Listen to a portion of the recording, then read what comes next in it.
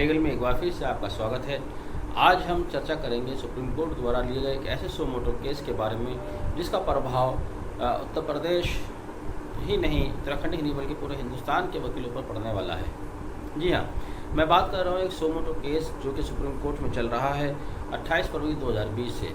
28 फरवरी 2020 को supreme court ने ये कहा कि वकीलों द्वारा की जाने वाली हड़ताल अवैधानिक है, अनकॉन्स्टिट्यूशनल है और वकीलों द्वारा किया जाने वाला कोर्ट का बायकॉट नहीं होना चाहिए। इस संबंध में 28 फरवरी 2020 को सुप्रीम कोर्ट ने एक पत्र भी लिखा बार काउंसिल ऑफ इंडिया के चेयरमैन श्री मनन कुमार मिश्रा और स्टेट बार काउंसिल को। इस पत्र के द्वारा सुप्रीम कोर्ट ने बार काउंसिल और स्टेट बार काउंसिल से भी सलाह मांगी कि ऐसे कौन से उपाय किए जाएं ताकि वकीलों को हड़ताल पर जाने से और अदालतों का बायकॉट करने से रोका जाए। दोस्तों, यहाँ हम बता दें मामला 25 सितंबर 2009 के जजमेंट के बाद पैदा हुआ, जब उत्तराखंड हाई कोर्ट ने देहरादून में चल रही वकीलों की हड़ताल के विरुद्ध एक कंटेम्प्ट का ऑर्डर दिया और कहा कि वकीलों द्वारा की जाने वाली हड़ताल अनकॉन्स्टिट्यूशनल है। इसको आर्टिकल 19(1)A के तहत दिया गया राइट टू एक्सप्रेशन नहीं माना जाएगा और वकीलों के विरुद्ध कोई कार्रवाई की जानी चाहिए। ये मामला जब सुप्रीम कोर्ट आया तो सुप्रीम कोर्ट ने इस संबंध में सो मोटो लेते हुए बार काउंसिल्स और स्टेट बार काउंसिल से कहा कि आप भी हमें सलाह दें। उनको पत्र लिखा कि आप बताएं कि हम इसमें क्या कदम उठाएं। सोमवार यानी कि 26 जुलाई को इसमें फिर हियरिंग हुई। इस पर सुप्रीम कोर्ट ने थोड़ी सी नाराज़गी जाहिर की, यह कहें कि हैरत जाहिर की। सुप्रीम कोर्ट ने कहा कि हमने काफ़ी कड़े शब्दों का इस्तेमाल किया था। 28 फरवरी 2020 से आज तक हमें बार काउंसिल ऑफ इंडिया या इस किसी भी स्टेट बार काउंसिल से कोई रिप्लाई नहीं मिला है। सुप्रीम कोर्ट ने इसमें पूर्व में आए जजमेंट का भी हवाला दिया, जिसमें x captain Uppal versus union of India का भी हवाला उन्होंने दिया कि पहले भी ये बात स्पष्ट की जा चुकी है कि वकीलों द्वारा की गई हड़ताल उनको संविधान द्वारा प्रदत्त एक्सप्रेशन का राइट नहीं हो सकता।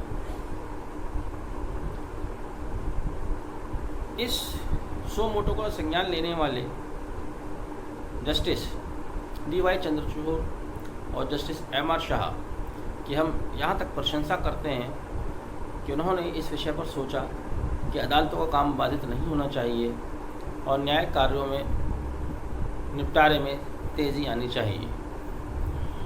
लेकिन यहाँ पर जो कि सुप्रीम कोर्ट ने स्टेट बार काउंसिल और बार काउंसिल ऑफ इंडिया से भी सूचनाएं मांगी हैं, उनके प्रस्ताव मांगे हैं और चूँकि हम भी बार काउंसिल ऑफ इंडिया से कहीं ना कहीं जुड़े हुए हैं, स्टेट बार काउंसिल के हम मेंबर हैं, हम भी अपनी राय दे सकते हैं और आप भी अपनी राय दे सकते हैं। इस वीडियो का मकसद यही है कि आप भी इसमें बताएं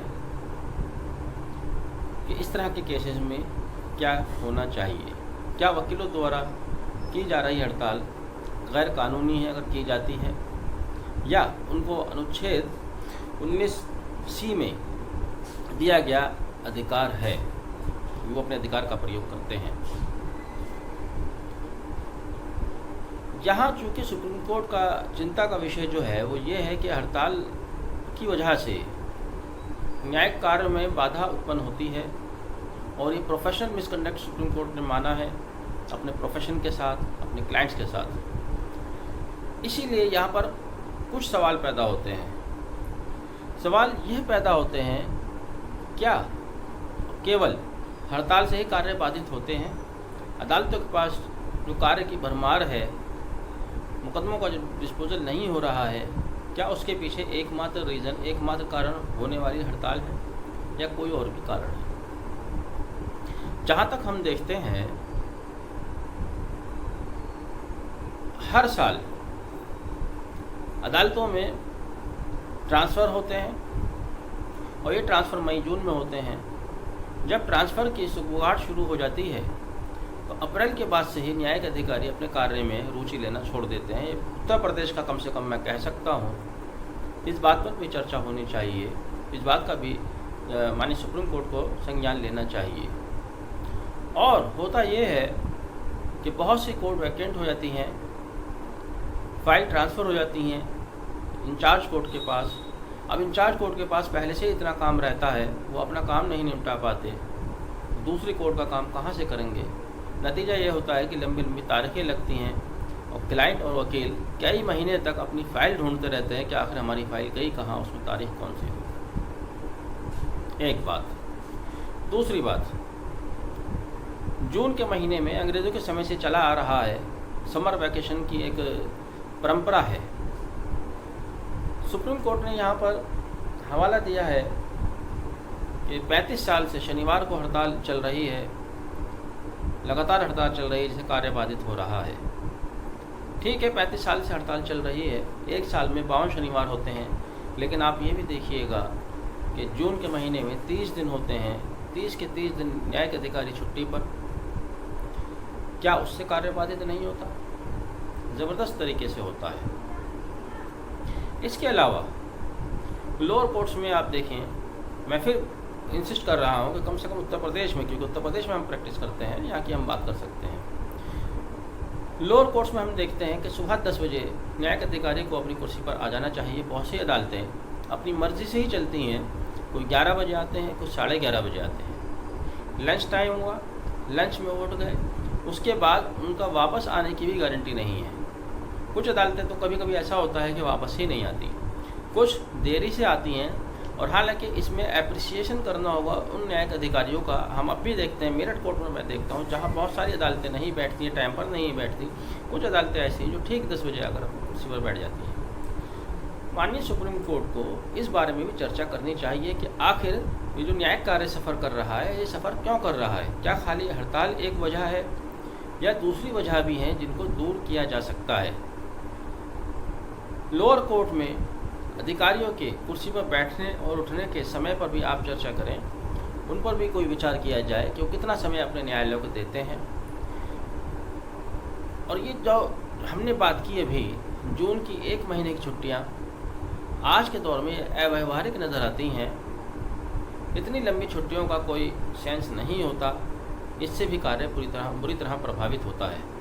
तीसरा, मैंने बताया जो ट्रांसफ़र का माहौल चलता है, उस समय भी कार्य प्रभावित होता है। इसमें आप क्या कर सकते हैं? जिस तरह से एक सरकार की प्रक्रिया है, दूसरे डिपार्टमेंट की प्रक्रिया है कि जब अगला अधिकारी आ जाएगा आप उसको चार्ज सौंप कर जाएंगे। ऐसा हमारी जुडिशरी में भी होना चाहिए। जब तक अगले अधिकारी ना आ जाएं, जो वर्तमान में अधिकारी हैं वो अपनी सीट पर बने रहें, कार्य करते रहें, अगले अधिकारी आ जाएं, उनको कार्य सौंपें और तभी वो अपनी कुर्सी छोड़ें। ये थ्योरेटिकल हो सकता है, लेकिन प्रैक्टिकल ऐसा नहीं है। हम देखते हैं पहले से अदालतें खाली हो जाती हैं, काफ़ी दिन तक वो खाली रहती हैं, महीनों तक कभी कभी अदालतें खाली रहती हैं। न्यायिक अधिकारी उस पर नहीं आते हैं, हाई कोर्ट से उनका मनोनयन नहीं किया जाता है। कार्य सफर होने की बहुत सारी वजह है, इन पर भी चर्चा की जानी चाहिए।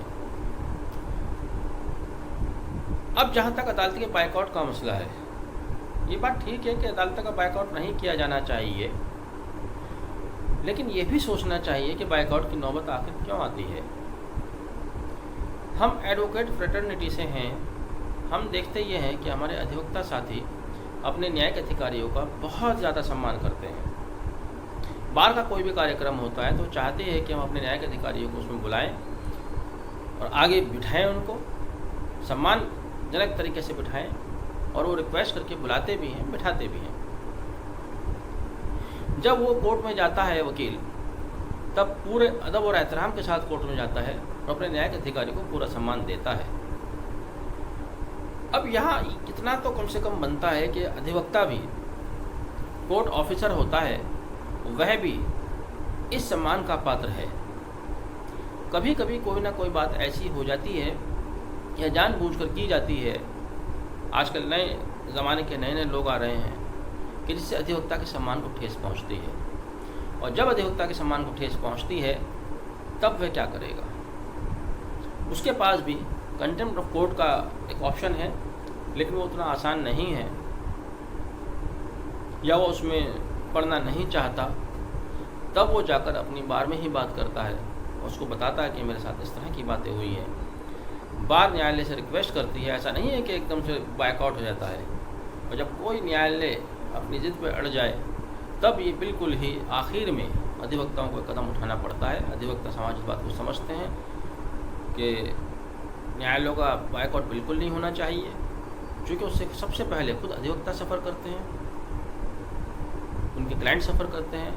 अगर क्लाइंट सफ़र करता है तो अधिवक्ता को नुकसान होगा और उनके साथ जुड़े हुए तमाम लोग। कुल मिलाकर सुप्रीम कोर्ट द्वारा लिया गया सो मोटो सराहनीय है, क्योंकि सुप्रीम कोर्ट की मंशा ये है कि हम कार्यों में तेज़ी लाएं, कार्य में जो बाधा उत्पन्न हो रही है, वकील लोग जो कार्य से एब्सटेन रहते हैं उसको रोका जाए।